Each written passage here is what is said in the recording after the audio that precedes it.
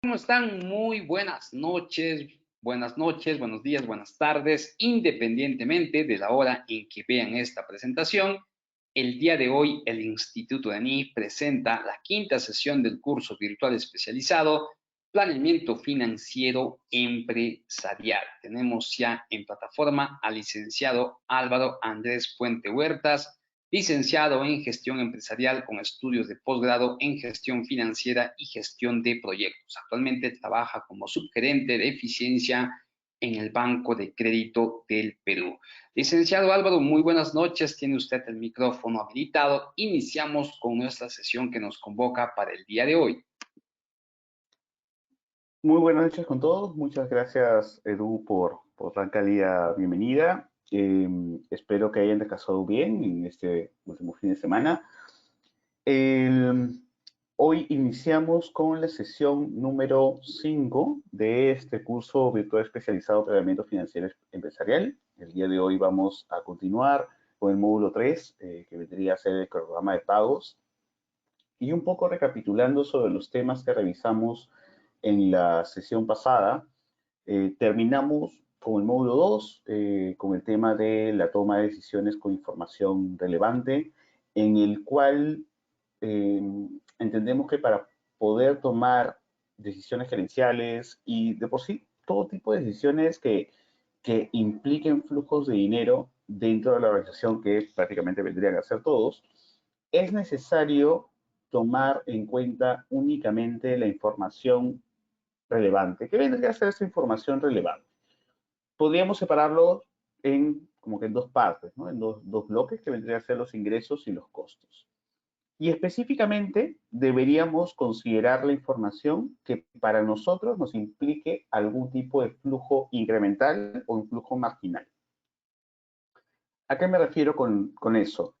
En el caso de los ingresos, si es que una decisión va a implicar un incremento de ingresos o un decrecimiento de los ingresos, ello vendría a ser información relevante. Por el lado contrario, si es que por el lado de los costos, una decisión que voy a tomar implica un crecimiento de los costos, es decir, como parte de mi decisión, mi empresa va a incurrir en una mayor cantidad de costos, o en todo caso, me voy a ahorrar costos, esa vendría a ser la información que yo debería considerar para la toma de decisiones.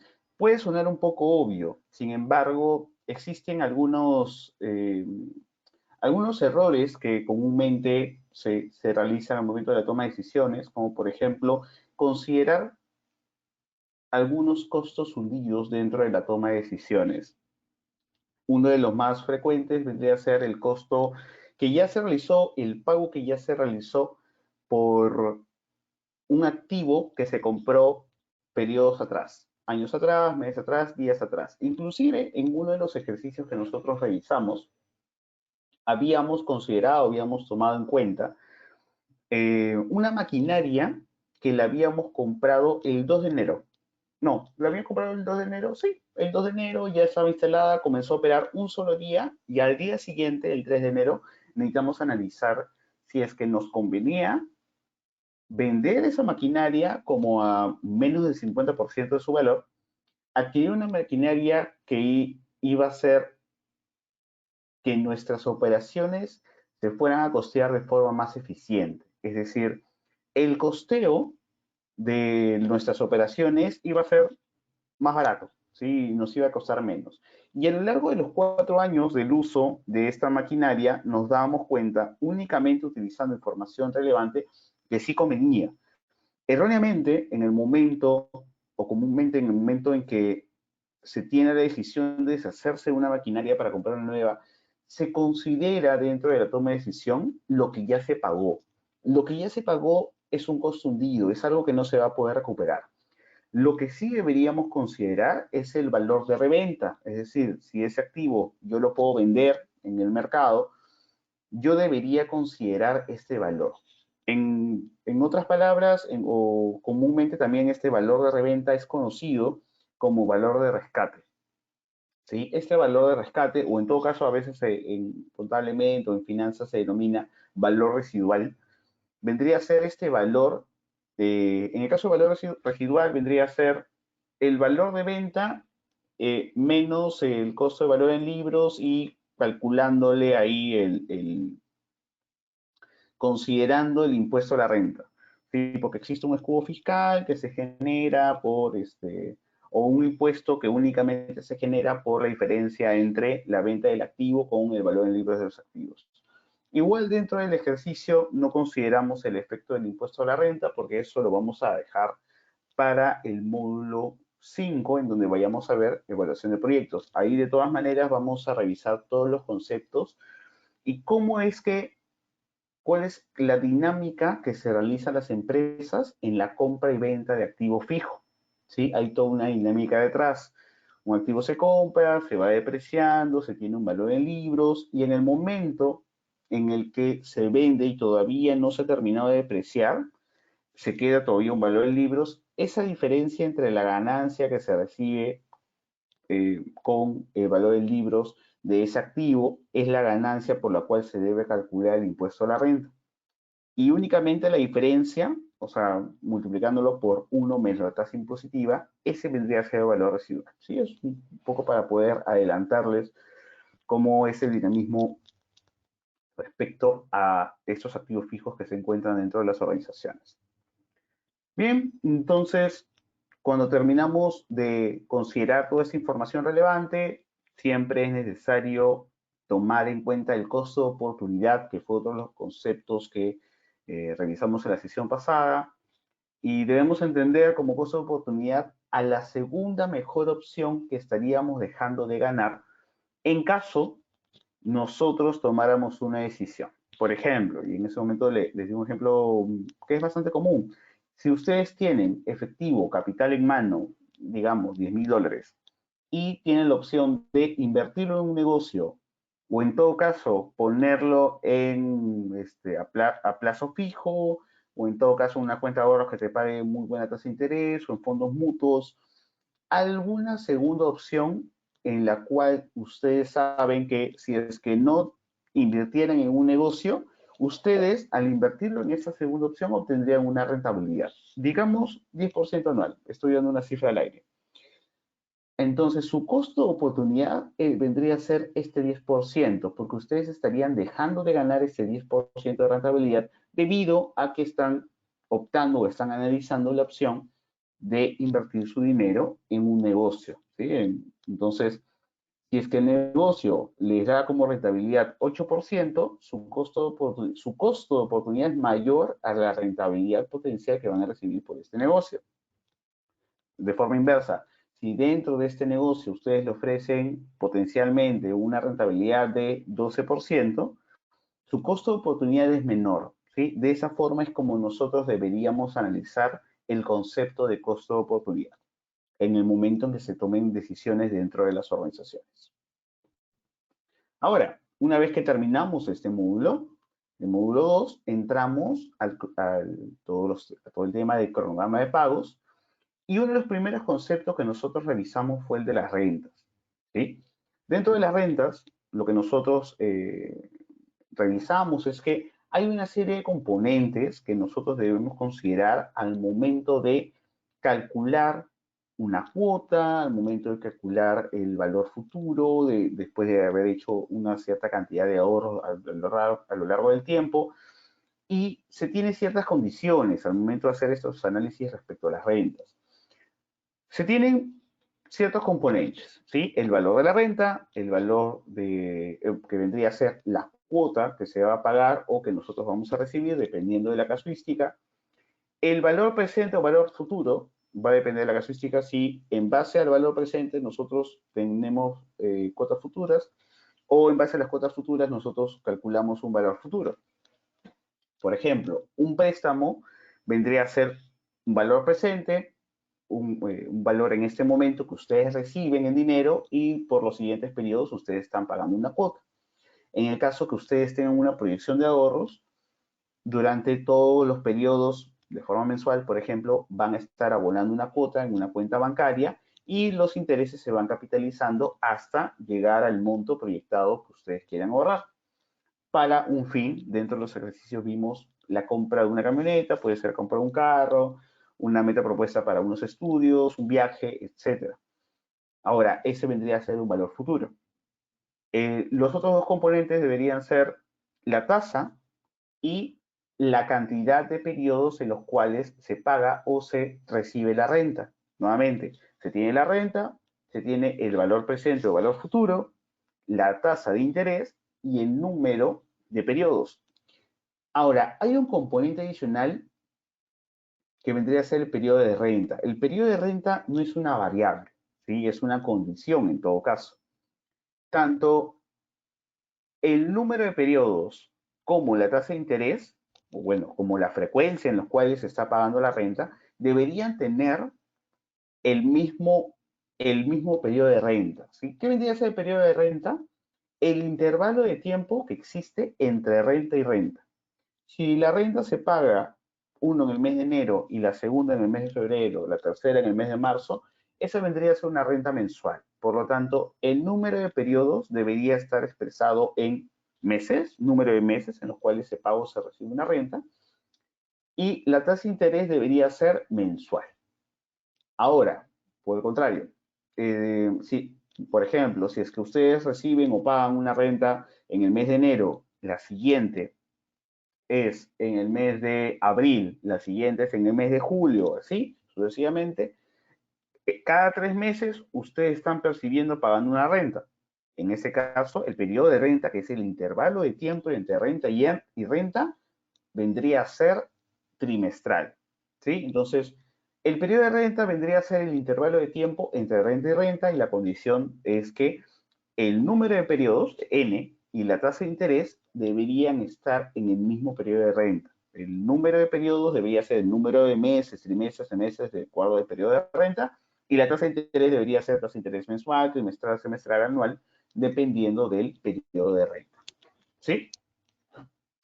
Y finalmente, en la sesión pasada terminamos con la introducción, entramos en la parte teórica del cronograma de pagos y nos habíamos quedado justo en un ejercicio, que es lo que nosotros vamos a ver ahora.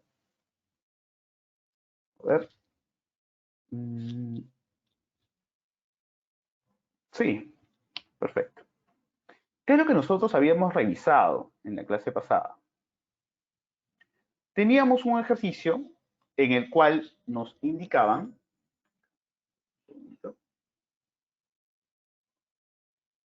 para poder ordenar la información, bien, ustedes están solicitando un préstamo de $10,000 que se iba a cancelar en 5 cuotas anuales a una TEA del 20%. Y debíamos preparar el cuadro de amortización bajo el sistema de cuota fija. En este caso debíamos organizar, y eso siempre se debe hacer, una vez que se presenta un caso de ese estilo, debemos organizar en las variables que nosotros tenemos de acuerdo al caso que nos están proponiendo. Por ejemplo, ustedes tienen la casuística en el que piden un préstamo, a ustedes les van a entregar $10,000 y ustedes posteriormente van a pagar en 5 cuotas anuales iguales. ¿Eso qué significa? Los $10,000 vendría a ser valor presente. ¿Sí? Es un valor que ustedes están recibiendo en este momento, los $10,000.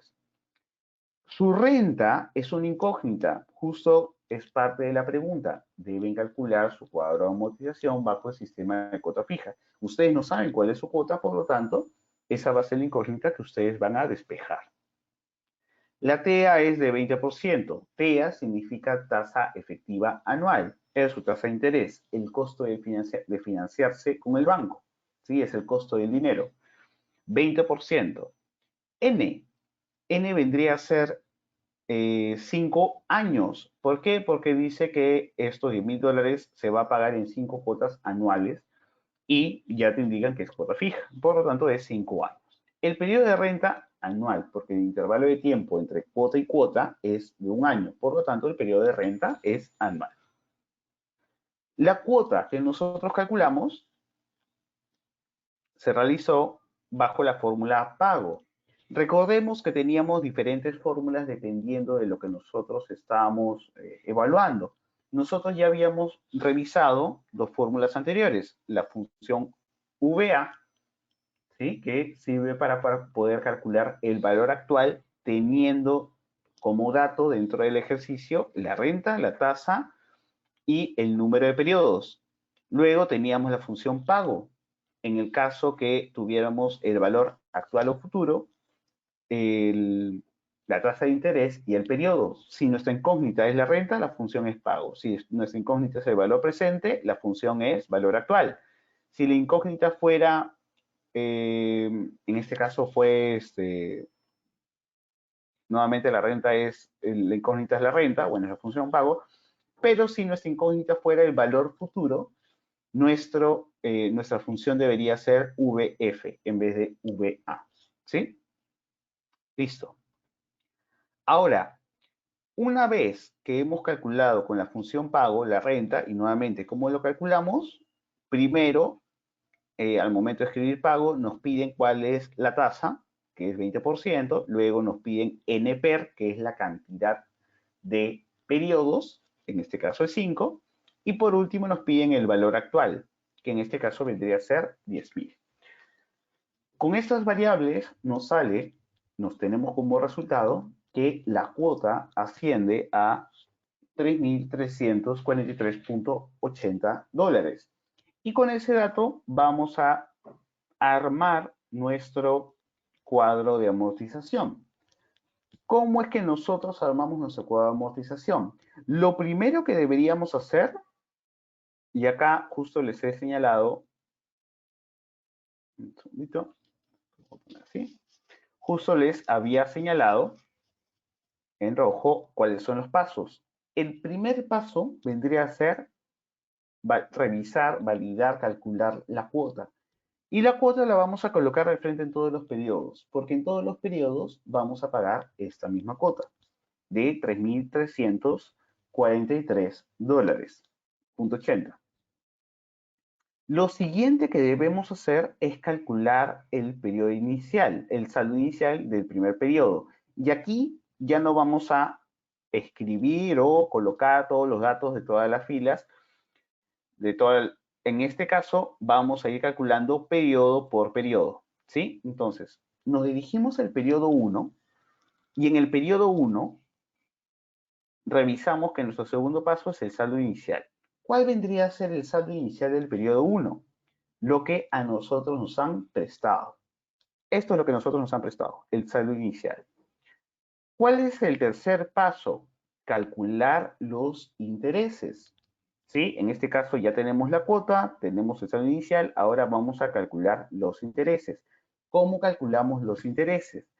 Los intereses del periodo debería ser la multiplicación, ojo, la multiplicación del saldo inicial de ese periodo, del periodo 1, es decir, los $10.000 por la tasa de interés, en este caso 20%.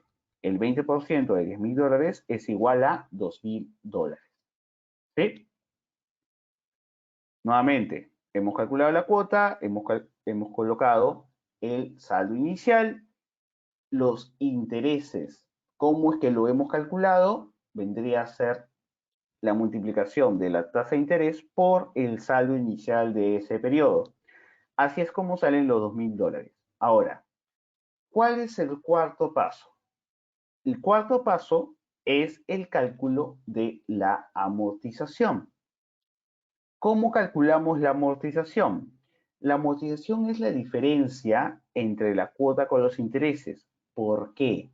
Porque toda cuota siempre tiene dos componentes.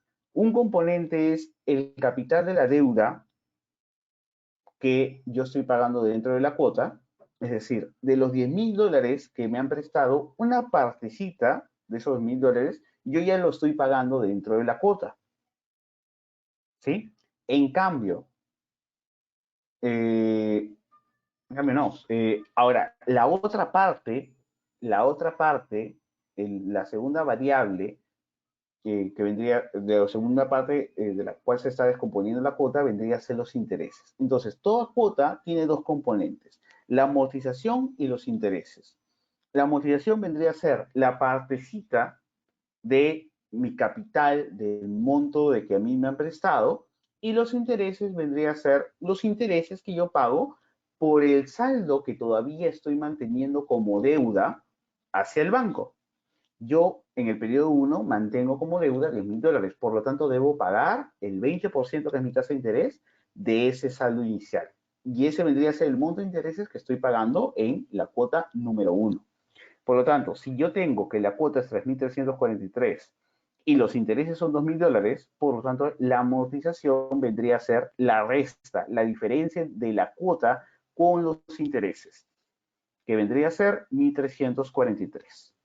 Y el último paso, el paso 5, vendría a ser el saldo final. ¿Qué es el saldo final? Sería lo que yo le estoy debiendo todavía al banco. ¿Cómo calculo lo que todavía le estoy debiendo al banco después de haberle pagado la primera cuota? Restándole el saldo inicial de la deuda con, con la amortización, con lo que ya le pagué al banco dentro de la cuota, lo que ya le pagué de la deuda que me había prestado. Entonces, 10.000 dólares menos 1.343 me da igual a 8.656. Entonces, así es como se resumen los pasos. Primero, calcules la cuota. Segundo, debes tener en cuenta cuál es el saldo inicial, es decir, lo que todavía le debes al banco. Tercero, calculas los intereses en base al saldo inicial. Cuarto, calculas la amortización, que vendría a ser la partecita de la deuda que todavía le estoy debiendo al banco.